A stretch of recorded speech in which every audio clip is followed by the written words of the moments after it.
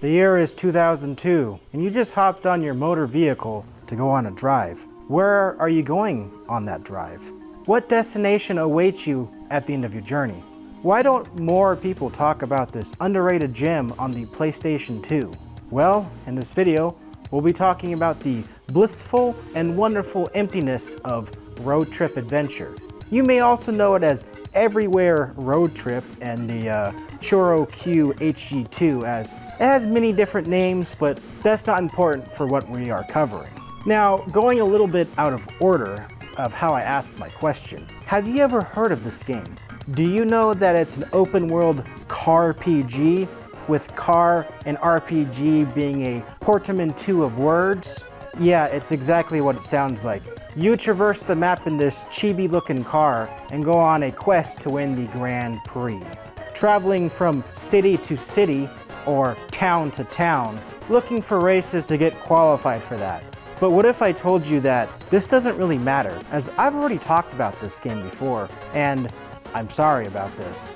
Yeah, that's right, this video has a sponsor, and that sponsor is me. I covered this silly little game in my comedy video game overview show as the pilot episode, which, fun fact, I just hit 11 episodes, with the 12th one coming shortly after this video. So if you want to learn more about this game and get a good chuckle out of it, feel free to click that card that just popped up. Or you can go watch the other Crisp video. I don't know how to pronounce your name. You can go watch his video on the game, which is a little bit more of a serious overview than mine was, in case you are anti-funny for some reason. Alright, sponsors segment is now over. Now, why is the Grand Prix not important? Well, that's because I want to talk about the blissful emptiness of this game. With all road trips, sometimes road trips are more memorable than the destination itself. I mean, just look at some of this radical footage of me driving around the land here. Ooh-wee, as they would say. The most interesting thing about driving around is just how big this map truly is, and how much the environment changes when driving there. I mean, just look at this big old map. Dang, that's really big. You start in this tiny little section of the map, and it's your job to go explore all of it, including this city in the sky, but we'll get to that in a bit. Now, if you talk to the NPCs, they sort of tell you where to go next, but if you really wanted to, you could just drive out onto the grass and into the ocean like a big idiot would do. You could drive on the path intended, but never do any of the objectives. You could just sit here and watch the sunset or sunrise. That's how open this game is.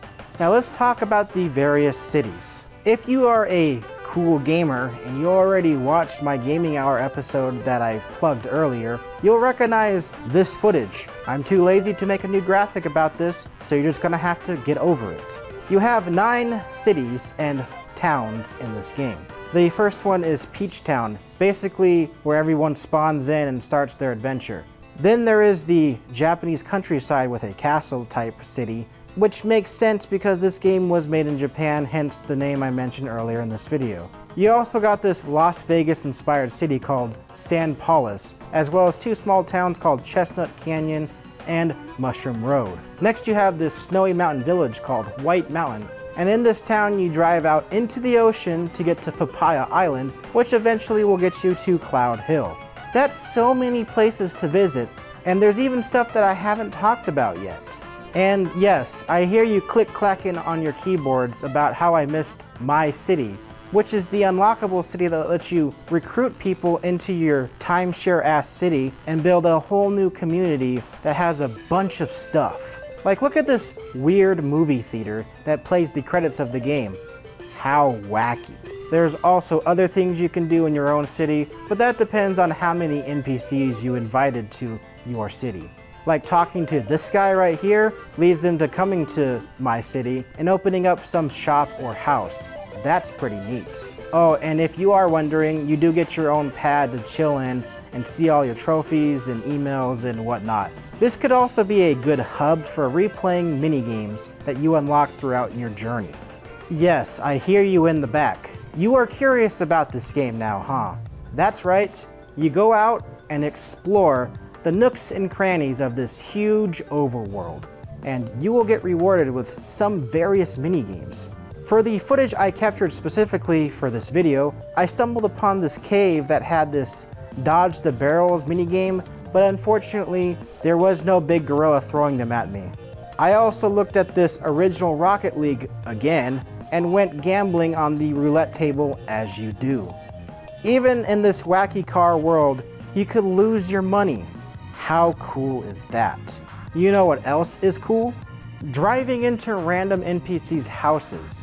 This could lead to some neat conversations about how their life is going, to wanting to join your team, to even doing this door race thing with the king of that castle I talked about earlier. I think some of the coolest ones to drive into are the ones that influence the game, sort of like Animal Crossing. I drove into this random house in Chestnut Canyon, and it was some comedian-looking car that was looking for a catchphrase. So I jokingly put boobs, and now everybody on the road comes up to me saying boobs after they greet you. Now that's funny if I do say so myself. There was also this one house that I drove into, and oh my goodness, I am so sorry. Let's get out of here, audience. That is so awkward. Now, that last one was just a joke, you see. That's not actually in the game, but you didn't expect to see comedy in this video now, did you? Bazinga. Anyway, back to the NPCs in this game. It is interesting to see that they're just driving around in the open world or the various cities and towns. Like this one, where they just sort of drove in a loop in this snowy town of White Mountain. And sometimes they'll accidentally crash into you if you're too close because, they're on this path. It's pretty interesting. There's also this one in Fuji City that if you don't let him join your team, he then tells you that his wife is calling him and then he just drives off the cliff. Now, you see, I made a joke about that in my other video, but now it's funny because I mentioned it again. That's comedy. The most important thing is that this game is best experienced for yourself. Like any road trip, the journey ahead of you is more important than the destination. The time on the road listening to Radio Station 1 with the Push Kings, or listening to Radio Station 2 with the epic soundtracks from Bun and Michael Mathias. It's a great time to just get lost with the driving. Most of your time in this game is spent driving from place to place, and that's what makes this game memorable to me. It truly is a road trip adventure, and I could not recommend this game enough. I mean, this is the second time I've made a video on this game now. That's twice. Now here's something that you can do if you really want. You can learn more about this game by going to the ChoroQ fandom page ran by some of the coolest people. Or you can go to this walkthrough website that covers every little detail about this game. There's also a handful of videos that talk about this game and cover gameplay of this. You can even watch someone do this glitch speedrun of the game if you really want. I don't care, this is just a video. I'm not your dad despite me wearing this dad outfit. Now, what are you waiting for? Go out and play this game. Buy a copy on the PS2 or emulate it. Or you could just wait for the spiritual successor, Rhode Island Adventure, to come out on Steam sometime, later this year or probably early next year. It all depends on when that developer releases it for either early access or a full release. Anyway, that's enough rambling about this. I'm not Austin, and thanks for watching my weird parody on any Austin. And if the man himself is watching this, thanks for being cool. Maybe take a look at this game if you can. I personally have this pretty high up on my top favorite games of all time list, so that's neat. Alright, now you scamps, get out of here. Shoo, get off my lawn. Oh, this isn't a real microphone. This is a tripod.